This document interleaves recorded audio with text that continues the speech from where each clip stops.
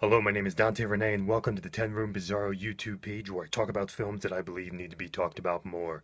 Like tonight's film, 1982's Double Exposure. This is 1982's Double Exposure, put out by Vinegar Syndrome on Blu-ray and DVD. It's a combo pack. This is the first time I ever heard of this film, and it's the first time I ever saw this film.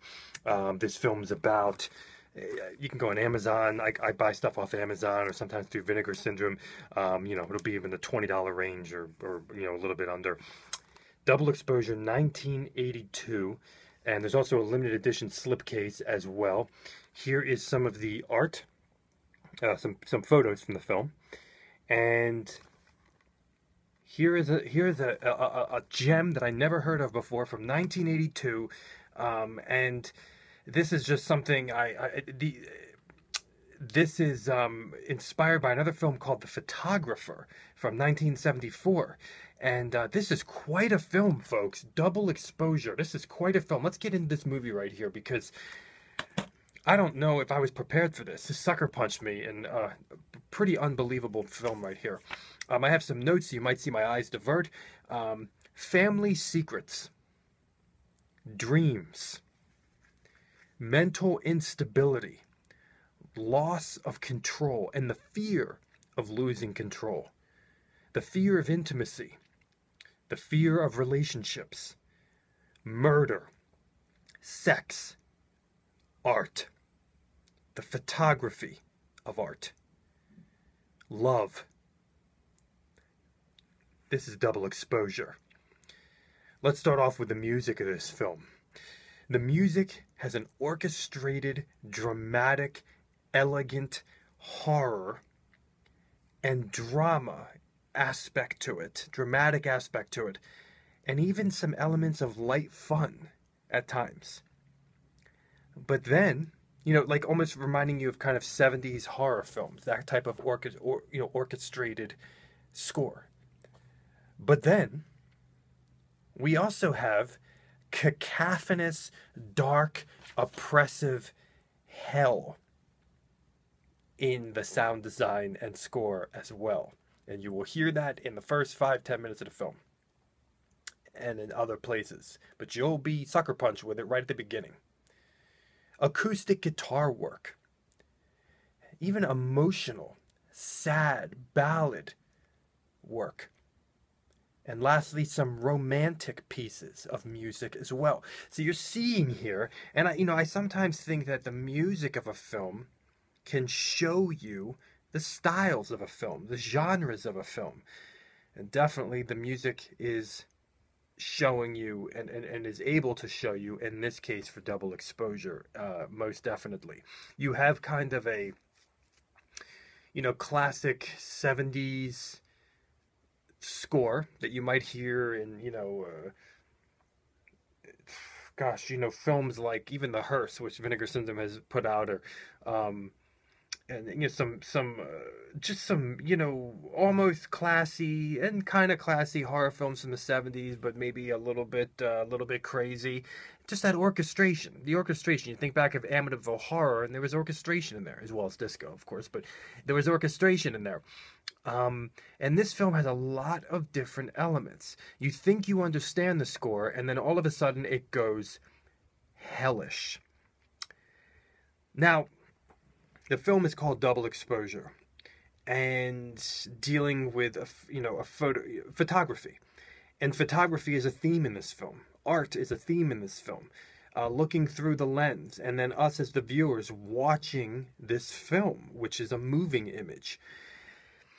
There is a section at the beginning of the film where they're doubling one piece of an image, the lead character, and I've never seen anything like it before in a movie. I'll be flat out with it. It was surreal. It was weird.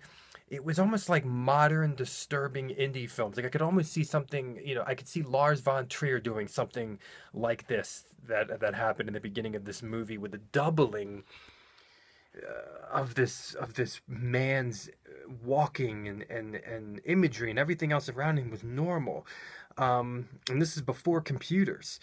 And it's, kind of trippy, kind of surreal and psychedelic, but it's also profoundly disturbing, and you're not exactly sure why. I mean, the music is a little bit bizarre at this point, but it's playing on your senses, and it lasts longer than you think it would have, and it really messes with you, and it prepares you that for this film that could quite possibly be a little bit more oppressive than you're ready for, a little bit more mental than you're ready for.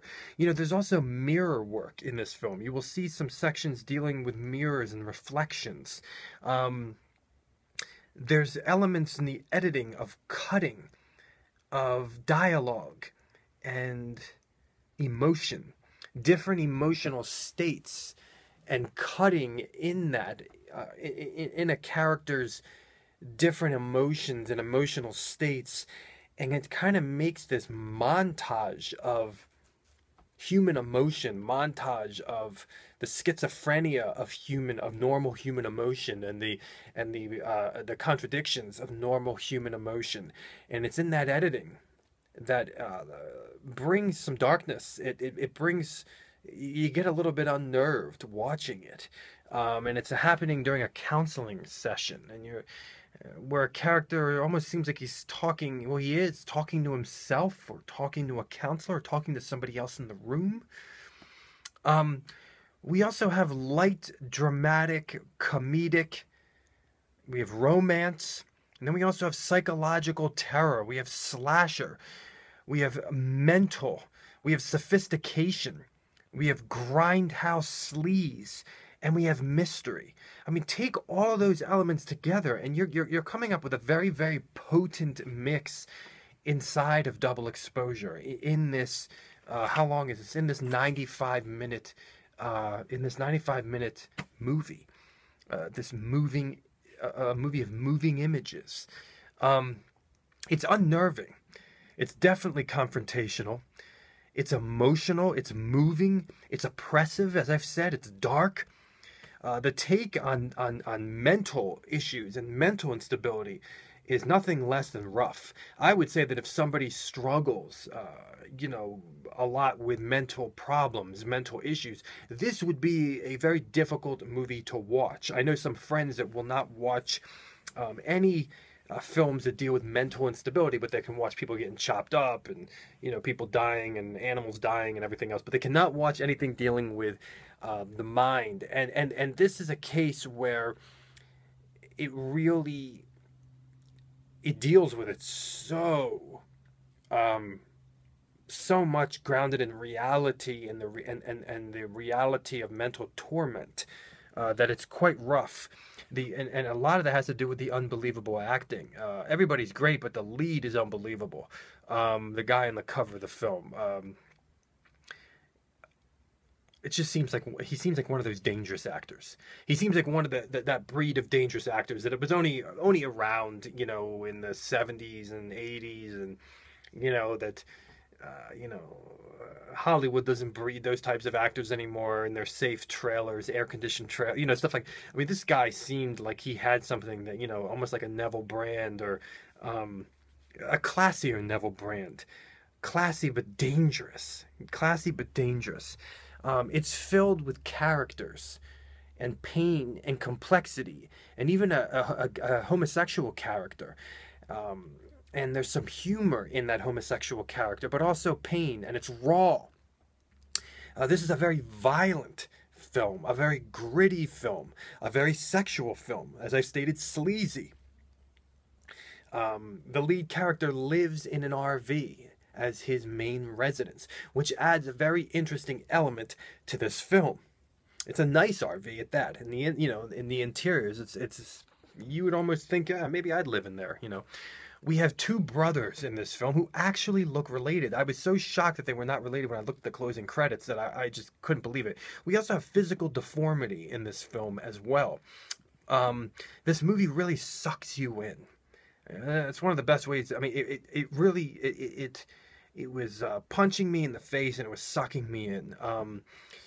The edits of the film keep you out of control. There are surprises. There's twists in the film, especially in the climax of the film. I definitely did not guess some of the areas that this movie moved into.